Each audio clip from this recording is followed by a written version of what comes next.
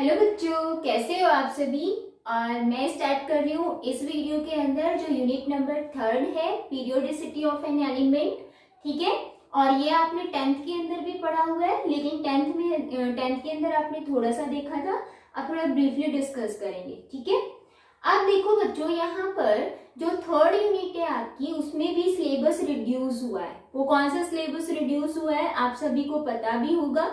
Starting जो material है, that means कि पीरियोडिक टेबल के अंदर एलिमेंट्स को अरेंज करना, किस किस साइंटिस्ट ने क्या क्या अपने अकॉर्डिंग लॉज दिए, ठीक है, अरेंजमेंट के लिए, तो वो आपके बिल्कुल हट गया सिलेबस से। ठीक है, तो आपका जो सिलेबस है वो स्टार्ट होता है 3rd यूनिट का according to reduce syllabus from the modern periodic table. Okay, तो मॉडर्न पीरियोडिक टेबल को समझने से पहले मैं आपको मेंडलीव पीरियोडिक टेबल थोड़ा सा बताऊंगी, क्योंकि उसी को ही थोड़ा सा मॉडिफाई किया हुआ है और क्या निकल कर आई है, मॉडर्न पीरियोडिक टेबल। तो मेंडलीव पीरियोडिक टेबल के अंदर बच्चों क्या क्या है वो मैं आपको बताने वाली हूँ, लेकिन उससे पहले मैं आपसे ये बताना चाह रही हूँ कि जो एलिमेंट्स हैं उनको क्लासिफाई करने की क्या जरूरत पड़ी, क्यों उनको पीरियोडिक टेबल के अंदर अरेंज किया। ठीक है, पीरियोडिक टेबल होती क्या है, तो वो मेन पॉइंट जो है वो आपको पता होना चाहिए।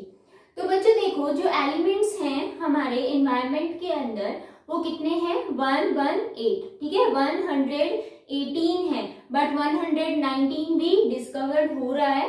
तो अगर हम इन एलिमेंट की स्टडी करेंगे तो ये एलिमेंट्स तो बहुत ही लार्जर अमाउंट में है, तो हम इनकी स्टडी इजी वे में नहीं कर पाएंगे। तो उनकी स्टडी इजी वे में करने के लिए जो एलिमेंट्स हैं उनको क्लासिफाई किया गया। ठीक है, और डिफरेंट डिफरेंट ग्रुप्स के अंदर, कैटेगरी के अंदर रखा हुआ है, जो कि डिफरेंट डिफरेंट साइंटिस्ट ने दिया था। तो पहले हम मेंडलीव देखेंगे, देन उसके बाद मॉडर्न पीरियोडिक टेबल जो है वो देखेंगे, जो कि मॉडिफाइड फॉर्म होती है मॉडर्न पीरियोडिक टेबल किसकी, मेंडलीव पीरियोडिक टेबल की। ओके, तो बच्चों यहाँ पर जो पीरियोडिक टेबल होती है वो क्या है, उसका मीनिंग क्या है, एलिमेंट्स को उनकी प्रॉपर्टीज के बेस पे हम एक रेगुलर वे में अरेंज करते हैं, उसी को आप क्या बोलते हो, पीरियोडिक टेबल।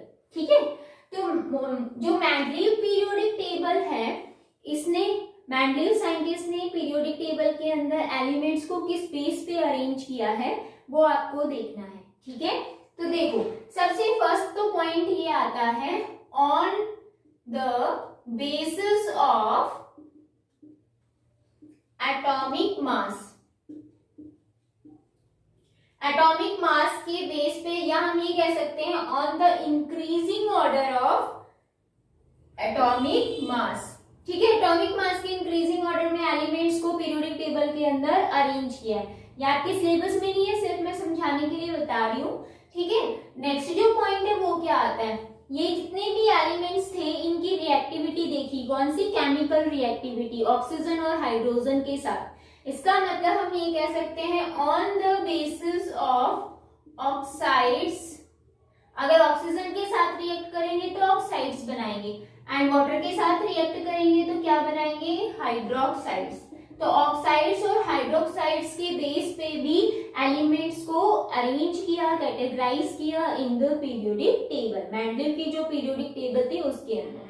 ठीक है, नेक्स्ट पॉइंट, नेक्स्ट इन्होंने ये बताया कि जितने भी एलिमेंट्स हैं उनको एक पीरियोडिक टेबल में अरेंज तो किया, लेकिन उस पीरियोडिक टेबल के अंदर जो वर्टिकल कॉलम्स थे, वर्टिकल कॉलम्स वो कितने थे, वो थे बच्चों 9 क्या थे, वर्टिकल कॉलम। और ये जो वर्टिकल कॉलम थे ये इनका एक नाम दिया, और वो क्या होता है, ग्रुप्स। ठीक है, वर्टिकल का मतलब ऐसे, और आपके पास 7 क्या दिए, हॉरिजॉन्टल लाइंस। ठीक है, हॉरिजॉन्टल रोज या फिर लाइंस, लाइन तो नहीं बोलोगे, रोज ही बोलो। हॉरिजॉन्टल जो रोज थी उनको नेम दिया पीरियड्स। ठीक है, दैट मीन्स इस टाइप से, जैसे मैं ये आपके पास पूरा सेंटेंस लिख रही हूँ ना, वो वाला। तो ये होता है हॉरिजॉन्टल और ये होता है वर्टिकल। तो वर्टिकल को ग्रुप्स नाम दिया जिसमें 9 थे। 9 कौन से थे, रोमन में बताया 1 से लेके 8 तक तो थे, ठीक है, एंड जो लास्ट 9 वाला था उसको नाम दिया जीरो ग्रुप। और इनमें तो कुछ नहीं था, पीरियड्स थे 1 2 3, फर्स्ट पीरियड है, सेकंड पीरियड है, दिस वन। क्लियर है? तो मैं बस मेन पॉइंट बता रही हूँ। अब देखो बच्चों, यहाँ पर जब एलिमेंट्स को इन ग्रुप्स के अंदर अरेंज किया और पीरियड्स के अंदर भी अरेंज किया, तो फर्स्ट पीरियड के बाद सेकंड पीरियड आता है, तो इन्होंने क्या दिया, पीरियोडिसिटी ऑफ या इन प्रॉपर्टीज। ठीक है, पीरियोडिसिटी इन प्रॉपर्टीज।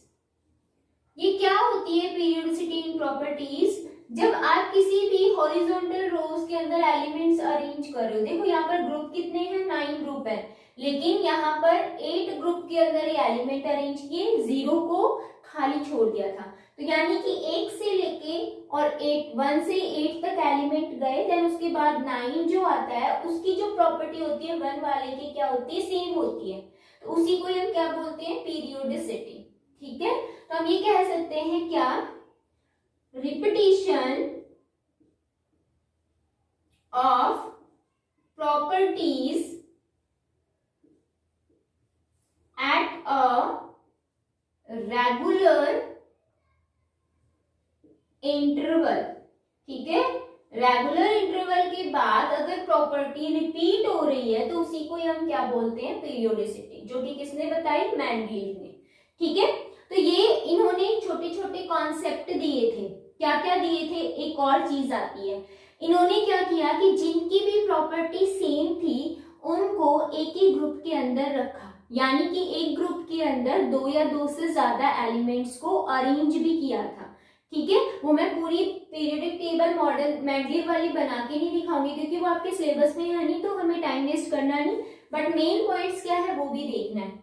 अब इसमें सिग्निफिकेंस क्या आया, इसका सिग्निफिकेंस बच्चों ये आया कि स्टार्टिंग के जो 63 एलिमेंट्स थे उसको अरेंज तो किया इसने, ठीक है, लेकिन उसमें से भी क्या बताया कि कुछ ऐसे एलिमेंट्स है जिनकी जगह वेकेंट छोड़ दी, और ये कहा कि यहाँ पर वो एलिमेंट आकर बैठेगा, ठीक है, या लाई करेगा। तो वो एलिमेंट जो था उसका नाम नहीं पता था, लेकिन उसका एक पर्टिकुलर नाम इसने अपनी तरफ से दिया मेंडलीव ने, जो कि क्या होता है, इका बोरॉन। ठीक है, इका एल्यूमिनियम एंड इका सिलिकॉन। ठीक है, तो यहाँ पर इका बोरोन, इका एल्यूमिनियम और इका सिलिकॉन उनका नेम दिया था, बट एक्चुअल उन एलिमेंट्स का नेम था नहीं। ये कहा था मेंडलीव ने कि आगे डिस्कवर होंगे ये एलिमेंट, उस टाइम इसने सिर्फ जगह छोड़ दी थी। तो इका जो है बच्चों ये संस्कृत वर्ड है और इसका जो इंग्लिश मीनिंग होता है वो होता है नेक्स्ट, यानी कि बोरोन से जो नेक्स्ट आएगा ग्रुप के अंदर वो एलिमेंट यहाँ पर आएगा। ठीक है, तो बाद में डिस्कवरी हुई तो पता चला इका बोरोन के नीचे क्या आया, स्कैंडियम। ठीक है, और इका एल्यूमिनियम के नीचे क्या आया, गैलियम, और इसके नीचे आया जर्मेनियम। ठीक है, ये ध्यान रख लेना। तो ये इसके मेन पॉइंट्स थे, वो मैंने आपको बता दिया। अब देखो बच्चों, इसमें लिमिटेशन भी आ गई थी। लिमिटेशन क्या आई थी बच्चों, लिमिटेशन जो है उसमें सबसे फर्स्ट आती है पोजीशन ऑफ हाइड्रोजन। हाइड्रोजन को सबसे टॉप पोजीशन पे क्यों रखा, सबसे पहले इसने हाइड्रोजन को ही रखा था, फिर लिथियम है, ठीक है, सॉरी हीलियम, फिर लिथियम, इस टाइप से। तो पोजीशन ऑफ हाइड्रोजन को एक्सप्लेन नहीं कर पाया था। सेकंड, यहाँ ऊपर आप मेंशन करोगे do not explain position of hydrogen. Next आता है बच्चों पोजीशन ऑफ आइसोटॉप को भी एक्सप्लेन नहीं कर पाया था। आइसोटॉप्स की पोजीशन नहीं बताई उसने, सिर्फ एलिमेंट्स की पोजीशन बता दी। नेक्स्ट थर्ड इसमें आता है position of lanthanoid and actinoids. ठीक है, लैंथेनॉइड और एक्टिनॉइड्स की भी पोजीशन नहीं बताई थी। जो आप पीरियोडिक टेबल में सबसे नीचे की साइड 2 रोज देखते हो ना, हॉरिजॉन्टल रोज जिसमें 14 एलिमेंट्स होते हैं, इसके बारे में कुछ भी नहीं बताया। ठीक है, एंड फोर्थ जो है आपके पास मेन आता है इर्रेगुलर प्रॉपर्टीज। इर्रेगुलर प्रॉपर्टीज का मतलब है डिफरेंट प्रॉपर्टीज जो जिन ग्रुप्स की थी उनको कहाँ पर प्रेजेंट कर दिया, सेम ग्रुप के अंदर ही रख दिया। इवन उनको अलग अलग ग्रुप में रखना चाहिए था, वो क्यों रखा उसको भी एक्सप्लेन नहीं किया। ठीक है, irregular properties lie in same group, ये भी एक्सप्लेन नहीं कर पाया था। नेक्स्ट फिफ्थ जो आता है बच्चों, वो आता है क्या कि जो सेम ग्रुप के अंदर एलिमेंट्स थे उनका एटॉमिक मास जो था वो क्या था, डिफरेंट डिफरेंट था। ठीक है, और एटॉमिक मास डिफरेंट होता है, फिजिकल प्रॉपर्टी डिफरेंट होती है, तो वो तो इसके बेस पे बता दोगे। बट इन्होंने एटॉमिक मास के इंक्रीजिंग ऑर्डर में रखा था, तो इंक्रीजिंग ऑर्डर के बेस पे क्या कॉपर और निकिल का जो अरेंजमेंट था वो अलग हो गया। कॉपर को पहले रख दिया, ठीक है, और कोबाल्ट को पहले रख दिया, निकिल को बाद में रख दिया। जबकि क्या होता है बच्चों, जो निकिल का मास होता है वो कम होता है और कोबाल्ट का मास ज्यादा होता है, तो ये बाद में आनी चाहिए था, निकिल पहले आना चाहिए था। इसके बारे में भी कोई एक्सप्लेनेशन नहीं थी। ठीक है, तो ये इसकी लिमिटेशंस थी। तो इन लिमिटेशंस को जब दूर किया तब क्या निकल कर आई, मॉडर्न पीरियोडिक टेबल निकल कर आई। ठीक है, तो आपका जो सिलेबस 11th का 3rd यूनिट का स्टार्ट होता है वो यहाँ से स्टार्ट होता है, मॉडर्न पीरियोडिक टेबल। तो ये सिर्फ मैंने थोड़ा बहुत इसलिए समझाया क्योंकि इसी को मॉडिफाई किया हुआ है, तो मॉडर्न पीरियोडिक टेबल आई है। क्लियर है, तो ये आपको याद नहीं करना है, बस थोड़ा बहुत ध्यान रखना है। तो अभी हम स्टार्ट कर रहे हैं मॉडर्न पीरियोडिक टेबल। तो बच्चों मॉडर्न पीरियोडिक टेबल स्टार्ट करने से पहले आपको ये पता होना चाहिए कि मॉडर्न पीरियोडिक लॉ क्या होता है। ठीक है, तो मॉडर्न पीरियोडिक जो लॉ है वो किसने दिया वो भी मैं बताऊंगी। तो पीरियोडिसिटी जो है या पीरियोडिक लॉ है वो आपने पढ़ा है अभी थोड़ी देर पहले, उसी के बेस पे है। ठीक है, तो मॉडर्न पीरियोडिक जो लॉ है वो देने वाले साइंटिस्ट कौन थे, मोस्टली साइंटिस्ट थे। इन्होंने, ये साइंटिस्ट है, इन्होंने क्या किया, मेटल लिया, सपोज ये है मेटल है, ठीक है, और इस पर क्या डाली, एक्स रेज डाली, जिसकी वेवलेंथ बहुत ही कम होती है।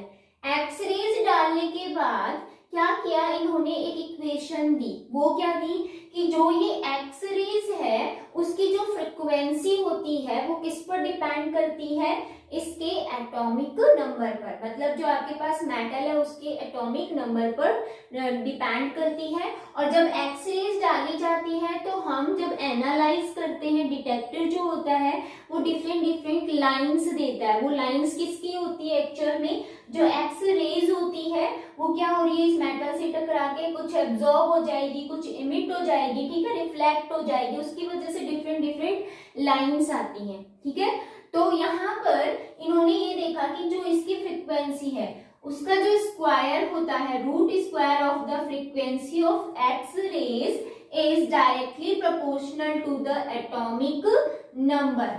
Z क्या होता है, एटॉमिक नंबर, और B यहाँ पर एक कांस्टेंट होता है जो डिफरेंट डिफरेंट लाइंस आती हैं उसके लिए। ठीक है, तो जब यहाँ पर आप प्रोपोर्शनल का साइन हटाते हो तो वो क्या आएगा, A यहाँ पर एक कांस्टेंट आ जाता है जिसको हम प्रोपोर्शनल कांस्टेंट बोलते हैं।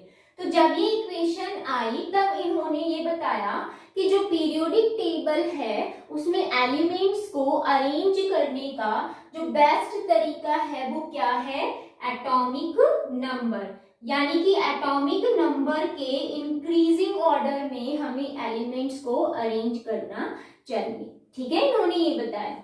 देन उसके बाद उन्होंने क्या किया, मॉडर्न पीरियोडिक लॉ दिया। तो मॉडर्न पीरियोडिक लॉ है क्या, एक्चुअल में बहुत सिंपल है। अगर हम एलिमेंट्स को अरेंज करते हैं किसके बेस पे, increasing order of their atomic number, not mass, atomic number. तो जब एटॉमिक नंबर के इंक्रीजिंग ऑर्डर में आप एलिमेंट्स को अरेंज करोगे तो एक रेगुलर इंटरवल के बाद उनकी जो प्रॉपर्टी है वो क्या होती है, रिपीट होती है। उसी को आप क्या बोलोगे, मॉडर्न पीरियोडिक लॉ। ठीक है, तो ध्यान रख लेना। तो हम ये कहेंगे, if elements are arranged in their increasing order of atomic number, then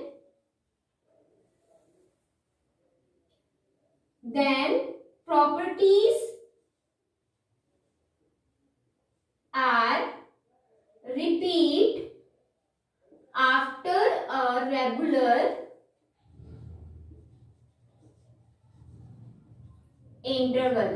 ठीक है, एक इंटरवल के बाद, रेगुलर इंटरवल के बाद प्रॉपर्टी क्या होगी, रिपीट होगी। इसी को आप क्या बोलोगे, मॉडर्न पीरियोडिक लॉ। क्लियर है? तो ये अभी मॉडर्न पीरियोडिक लॉ था। अब हमें समझना है मॉडर्न पीरियोडिक टेबल। तो बच्चों जो मॉडर्न पीरियोडिक टेबल है वो किसके बिहाफ पर दी गई है? मोस्टली साइंटिस्ट ने जो एटॉमिक नंबर दिया उनके इंक्रीजिंग ऑर्डर में।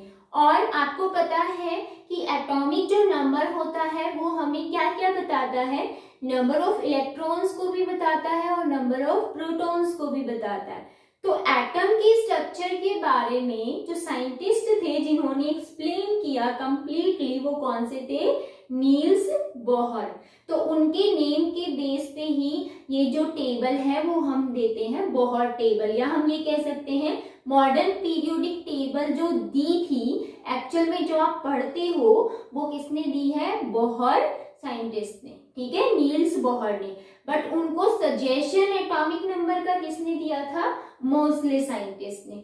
ठीक है, तो वो मॉडर्न पीरियोडिक जो टेबल है उसके क्या क्या पोस्टुलेट्स या एडवांटेजेस है वो डिस्कस करेंगे आज की इस वीडियो के अंदर। मॉडर्न पीरियोडिक टेबल जो है बच्चों उसको बोहर टेबल बोलते हैं, वो मैंने आपको बता दिया। और इसके अंदर मेन जो पॉइंट्स है वो मैंने मेंशन कर दिए। ठीक है, इसके एडवांटेजेस भी हम डिस्कस करेंगे और इसके अंदर भी कुछ लिमिटेशन है वो भी डिस्कस करेंगे। ठीक है, देखो बच्चों जो मॉडर्न पीरियोडिक टेबल है उसके अंदर एलिमेंट्स को सबसे फर्स्टली किस बेस पे वहां पर अरेंज किया है, increasing order of their atomic number. ठीक है, एंड वर्टिकल जो कॉलम है उनको नेम दिया ग्रुप, जैसे मॉडर्न मेंडलीव के अंदर था। लेकिन ये कितने होते हैं, 18 होते हैं नंबर में। ठीक है, याद रखना। और जो हॉरिजॉन्टल रोज है उनको क्या बोलते हैं, पीरियड्स, जिनके नंबर कितने होते हैं, 7। ठीक है, और जो लेंथेनॉइड और एक्टिनॉइड्स है उनको प्लेस किया at the bottom of periodic table. Periodic table के नीचे की साइड उनको रोज के अंदर अरेंज किया। ठीक है, और इनमें कितने क्या एलिमेंट्स प्रेजेंट होते हैं ये भी एक्सप्लेन किया। तो पहले मैं आपको ये बता देती हूँ कि पीरियड्स के अंदर जो 7 पीरियड होते हैं और जो एक्टिनॉइड्स और लेंथेनॉइड्स होते हैं इनमें कितने कितने एलिमेंट्स अरेंज होते हैं वो आपको ध्यान में रखना है। ठीक है, अब ये जो एलिमेंट्स हैं वो किस बेस पे आपको पता चलेगा। तो बच्चों इतना याद रखना कि जो आपके पास पीरियड्स होते हैं वो हमें बहुत कुछ बताते हैं। वो क्या बताते हैं, periods tells about principal quantum number. आपने सभी ने पढ़ा है प्रिंसिपल क्वांटम जो नंबर है उनको हम n से रिप्रेजेंट करते हैं, that means number of shell को बताते हैं पीरियड्स। ठीक है, और उसके बेस पे हम क्या निकालेंगे, नंबर ऑफ इलेक्ट्रॉन, और उन इलेक्ट्रॉन के बेस पे हमें क्या पता चलेगा कि फर्स्ट सेकंड थर्ड ग्रुप्स के अंदर या 7th ग्रुप तक कितने एलिमेंट्स प्रेजेंट होंगे। ठीक है, तो वो अभी हम जल्दी से देख लेते हैं। तो जो हमें काउंट करने हैं क्या, एलिमेंट्स किसके अंदर, इन पीरियड के अंदर। तो सबसे पहले हम ये काउंट करेंगे और उसके बाद हम इलेक्ट्रॉनिक कॉन्फ़िगरेशन की भी बात करेंगे। ठीक है, और उस इलेक्ट्रॉनिक कॉन्फ़िगरेशन से हमें एक और टर्म समझ में आएगी, वो हम बाद में करेंगे। पहले हम ये देख लेते हैं एलिमेंट्स जो है पीरियड के अंदर वो कितने प्रेजेंट है, वो कैसे पता चलेगा वो देखो। अभी मैं बात कर रही हूँ फर्स्ट पीरियड की। ठीक है, फर्स्ट पीरियड यानी कि पीरियड कौन सा है, फर्स्ट। इसका मतलब जो प्रिंसिपल क्वांटम नंबर है वो भी क्या रहेगा, 1 रहेगा। और इस प्रिंसिपल क्वांटम नंबर 1 का मतलब क्या है, आपके पास जो सब सेल आएगी वो भी 1 आएगी। कौन सी, एस सब सेल। और एस सब सेल के अंदर आपके पास जो ऑर्बिटल होता है वो क्या होता है, only 1 orbital. This is the orbital. ठीक है, ऑर्बिटल के अंदर मैक्सिमम इलेक्ट्रॉन आप कितने फिल करते हो, 2 इलेक्ट्रॉन। मैक्सिमम इलेक्ट्रॉन कितने, 2 इलेक्ट्रॉन। इसीलिए जो एलिमेंट्स भी आएंगे वो कितने आएंगे, 2 एलिमेंट्स। ठीक है, थ्योरी फॉर्म में मैं नहीं लिखवा रही हूं क्योंकि अगर आपने इतना भी समझ लिया तो आपको एलिमेंट्स याद हो जाएंगे। ठीक है, नेक्स्ट देखो सेकंड पीरियड। सेकंड पीरियड का मतलब क्या है, एक बच्चों और चीज याद रखना, इस n का मतलब 1 आया तो s सब सेल 1 है तो हम यहाँ पर 1s लिखेंगे। ठीक है, क्योंकि यहाँ पर एनर्जी लेवल भी तो लिखते हैं 1s, और s के अंदर इलेक्ट्रॉन 2 जा रहे हैं इसीलिए एलिमेंट भी कितने आएंगे, 2 एलिमेंट्स आएंगे। सेकंड जो पीरियड है उसमें n की वैल्यू कितनी आएगी, 2 आएगी। इसका मतलब हमारे पास ऑर्बिटल भी कितने आएंगे, 2, सॉरी सब सेल भी कितने आएंगी, 2 सब सेल आएंगी। कौन कौन सी, एक तो 2s आएगी और कौन सी आएगी, एक 2p आएगी। ठीक है, 2s एंड 2p, क्योंकि एनर्जी लेवल भी तो लिखना जरूरी होता है। तो 2s और 2p का मतलब क्या है हमें पता है, 2s के अंदर ओनली एक ही ऑर्बिटल होता है, बट p के अंदर कितने होते हैं, 3 ऑर्बिटल होते हैं, हमें पता है। ठीक है, इसके अंदर 1 ऑर्बिटल और इसके अंदर 3 ऑर्बिटल्स होते हैं। बट अगर हम इलेक्ट्रॉन की बात करें तो इसमें इलेक्ट्रॉन कितने होते हैं, मैक्सिमम 2 इलेक्ट्रॉन, और इसमें मैक्सिमम इलेक्ट्रॉन कितने होते हैं, 6 इलेक्ट्रॉन। आप इन दोनों को प्लस करोगे तो कितने आएंगे, टोटल 8 इलेक्ट्रॉन आएंगे। इसीलिए जो एलिमेंट्स हैं सेकेंड पीरियड में वो भी कितने आएंगे, 8 एलिमेंट्स। यहां तक का क्लियर है, कोई प्रॉब्लम नहीं है आई थिंक। ठीक है, नेक्स्ट देखो, जो थर्ड पीरियड आता है उसके अंदर कितने एलिमेंट्स आते हैं वो हमें काउंट करने हैं। ठीक है, आप ये कहोगे मैम टाइम वेस्ट क्यों कर रही है, हमें तो आता है, हम काउंट पहले से ही करके बैठे हैं। तो बच्चों वो एलिमेंट्स इतने आए कहाँ से, एक ही पीरियड के अंदर 2 ही क्यों आए, उसका मैं आपको रीजन बता रही हूँ, उसका बेसिक पॉइंट बता रही हूँ। ठीक है, जो मॉडर्न पीरियोडिक टेबल के अंदर आपके पास फर्स्ट पीरियड है उसमें 2 ही एलिमेंट क्यों आते हैं, उसका क्या रीजन है, तो उसका रीजन ये है। ठीक है, तो इसीलिए मैं आपको समझा रही हूँ, बेसिक है बच्चों, याद रखोगे आपके लिए अच्छा है। तो थर्ड पीरियड का मतलब n की वैल्यू क्या आती है, थर्ड। अब हमारे पास सब सेल कौन सी आएगी, एक तो आएगी 3s, एक आएगी 3p और एक आएगी 3d। ठीक है, ये 3 आ गए। अब अच्छे से समझना है। देखो बच्चों, आप सभी को पता है इलेक्ट्रॉन 3s में जाएगा, उसके बाद 3p में जाएगा, लेकिन 3p के बाद कभी भी 3d के अंदर नहीं जाता। किस में जाता है, पहले 4s के अंदर, अकॉर्डिंग टू अबव प्रिंसिपल। तो वो आपको याद रखना है। ठीक है, तो इसीलिए इसको हम क्या करेंगे, नेगलेक्ट, क्योंकि इसमें इलेक्ट्रॉन की फिलिंग नहीं होती, सिर्फ 3s और 3p में होती है। तो जो 3s होता है उसका एक ही ऑर्बिटल है, 3p के कितने ऑर्बिटल होते हैं, 3 ऑर्बिटल होते हैं। इसमें मैक्सिमम 2 इलेक्ट्रॉन और इसमें मैक्सिमम कितने होते हैं, 6 इलेक्ट्रॉन। प्लस करोगे 8 इलेक्ट्रॉन आए, इसका मतलब एलिमेंट्स भी कितने हुए, 8 एलिमेंट्स। काउंट कर लो, पता चल जाएगा 80 है। वो क्यों है, रीजन बता दिया मैंने, क्लियर। अब देखो नेक्स्ट बच्चों आता है फोर्थ पीरियड। फोर्थ पीरियड में n की वैल्यू कितनी है, 4 है।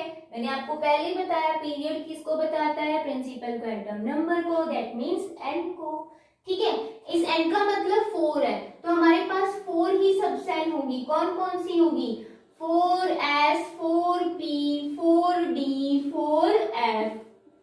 4 आ गई, क्योंकि 4 है तो 4 ही सब सेल आ गई। ठीक है, अब हमें बहुत अच्छे से पता है कि जो इलेक्ट्रॉन की फिलिंग होती है वो 4s में होती है, उसके बाद 4p में होती है, लेकिन 4p के बाद 4d में नहीं होती, और जब 4d में नहीं होगी तो 4f में भी इलेक्ट्रॉन की फिलिंग नहीं होगी। तो ये दोनों हमारे लिए नेगलेक्ट हो गए, बचे कौन, सिर्फ ये। लेकिन बच्चों अगर आपने ध्यान दिया हो तो मैंने आपको पहले वाले थर्ड पीरियड में बताया था कि जो 4s होता है उसके बाद इलेक्ट्रॉन फिलिंग किस में होती है, 3d के अंदर, और फिर उसके बाद किस में होती है, 4p के अंदर। तो राइट आपका ऑर्डर ये है, ठीक है। तो इलेक्ट्रॉन की फिलिंग इन 3 ऑर्बिटल्स में होगी, 4d 4f में नहीं होगी। तो आप ऑर्बिटल काउंट करोगे, ऑर्बिटल काउंट कर लो पहले। एक ऑर्बिटल इसका है, d के अंदर 5 ऑर्बिटल्स होते हैं और p के अंदर 3 ऑर्बिटल होते हैं, ठीक है। मैक्सिमम इलेक्ट्रॉन देखोगे इसमें 2 इलेक्ट्रॉन है। मैक्सिमम यहाँ कितने इलेक्ट्रॉन होते हैं, काउंट करोगे 10 इलेक्ट्रॉन होते हैं। एंड मैक्सिमम यहाँ कितने होते हैं, 6 इलेक्ट्रॉन होते हैं। इसका मतलब टोटल करोगे तो कितने आए, 18 इलेक्ट्रॉन। इसीलिए जो 4th पीरियड होता है उसमें एलिमेंट्स भी कितने होंगे, 18 एलिमेंट्स। समझ आ गया सभी को 18 एलिमेंट कैसे आया, ठीक है। मैंने आपको समझा दिया, क्योंकि 4s के बाद 3d में, देन 4p में। अफबाउ प्रिंसिपल याद नहीं है तो साइड में लिख लो, तरीका बताया हुआ है, 1s 2s 3s 4s ऐसे करके, फिर 2p 3p, फिर यहाँ 3d और फिर 4f से स्टार्ट करना। और क्या करना है, टेढ़ी लाइंस लगाना, एरो लगाना, और उसके बाद आपको पता चल जाएगा, ठीक है। तो ये हो गया 4th पीरियड, जिसमें कितने एलिमेंट्स होंगे, 18 एलिमेंट्स होंगे। अगर मैं आपसे ये कहूँ 5th पीरियड के अंदर कितने एलिमेंट होंगे, तो वो आपको बताना है, ठीक है। बहुत सिंपल है, मैंने यहाँ लिखा 5th। अब आप ये कहोगे मैम n की वैल्यू यहाँ 5 आनी है। अब हमने तो यहाँ f तक ही पढ़ रखा है, आगे तो हमने पढ़ा हुआ भी नहीं है, तो आगे मत करो, f तक ही कर लो, क्योंकि यहाँ इससे आगे जो इलेक्ट्रॉन्स की फिलिंग है वो बहुत ही अलग होती है, क्योंकि आप अफबाउ प्रिंसिपल को फॉलो करते हुए चलोगे, ठीक है।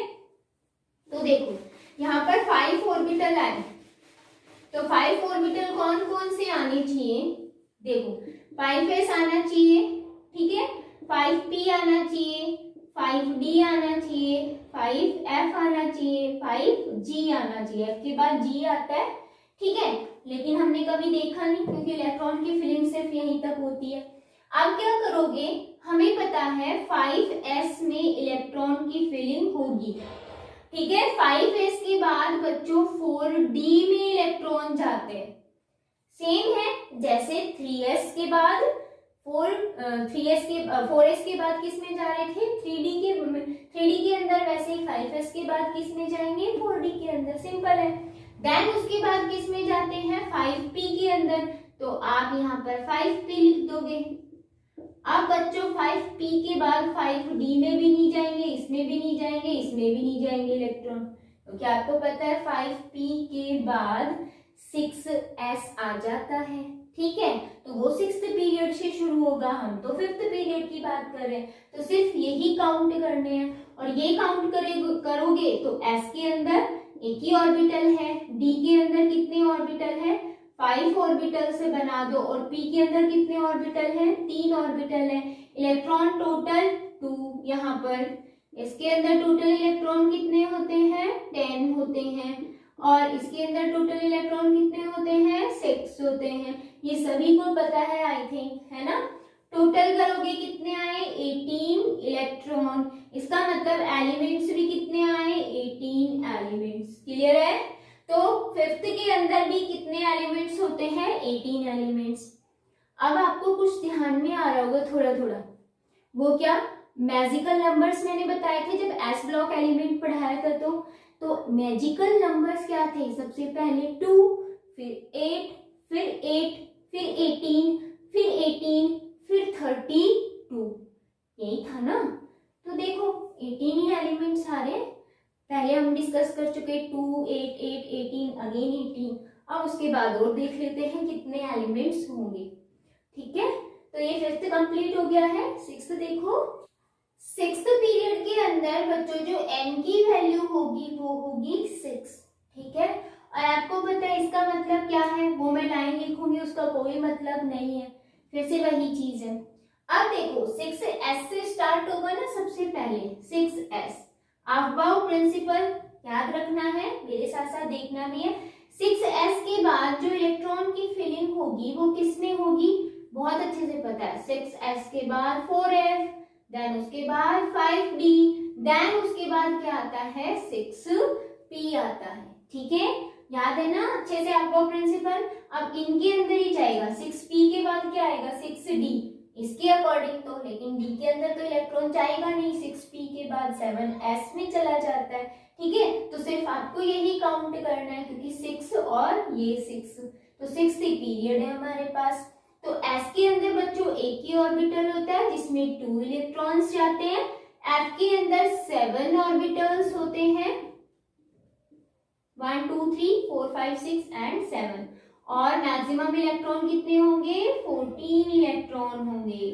तो यहाँ लिखोगे 14 इलेक्ट्रॉन। d के अंदर कितने होते हैं 5 ऑर्बिटल होते हैं, और उनके अंदर मैक्सिमम इलेक्ट्रॉन कितने होते हैं 10 होते हैं। अभी यही तो पढ़ते आ रहे हैं। और t के अंदर 3 है तो मैक्सिमम इलेक्ट्रॉन कितने हैं 6 इलेक्ट्रॉन।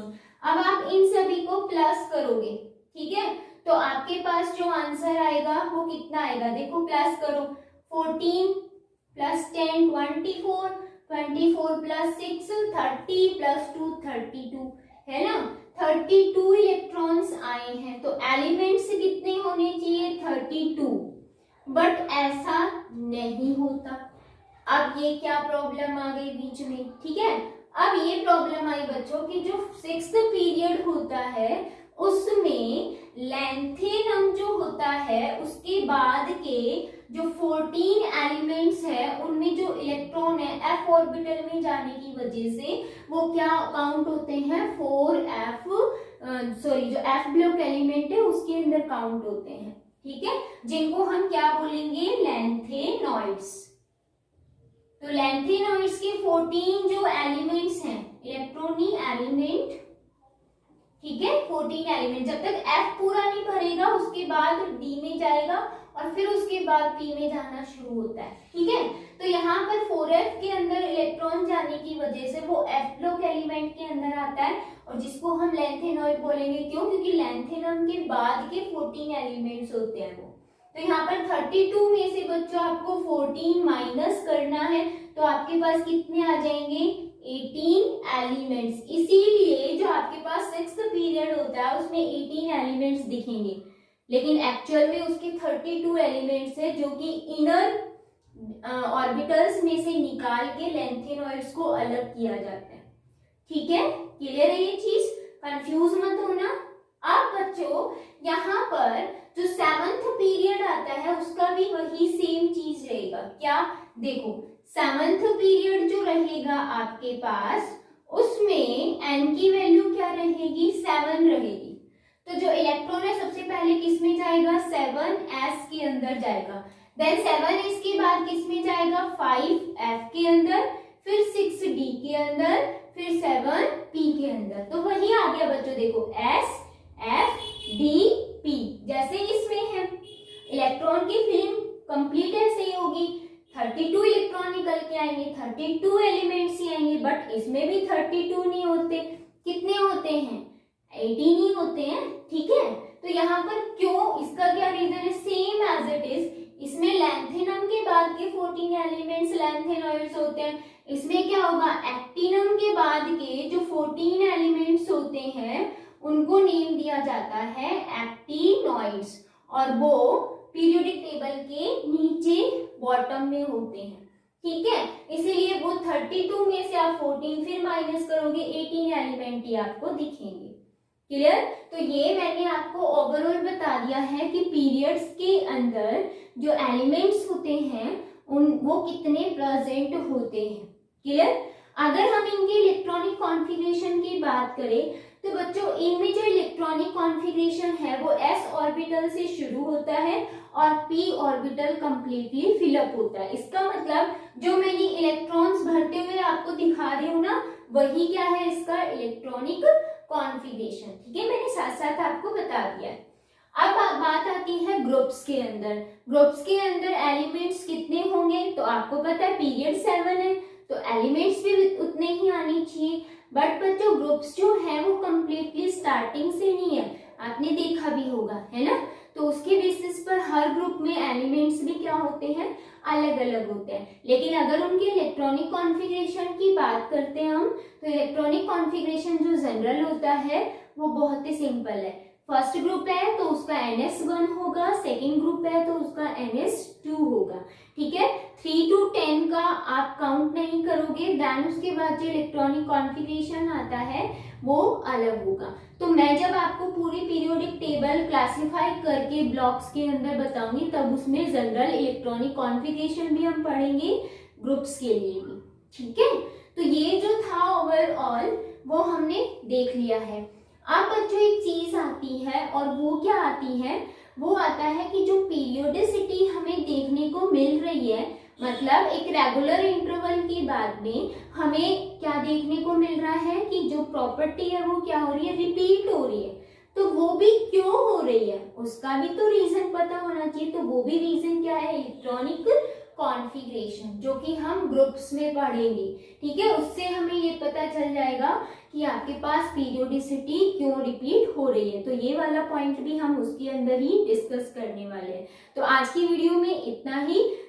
कल की वीडियो के अंदर बच्चों मैं आपके लिए पीरियोडिक टेबल लेकर आऊंगी और उसको इजी वे में कैसे लर्न करते हैं वो बताने वाली हूँ, ठीक है। मिलते हैं, टेक केयर।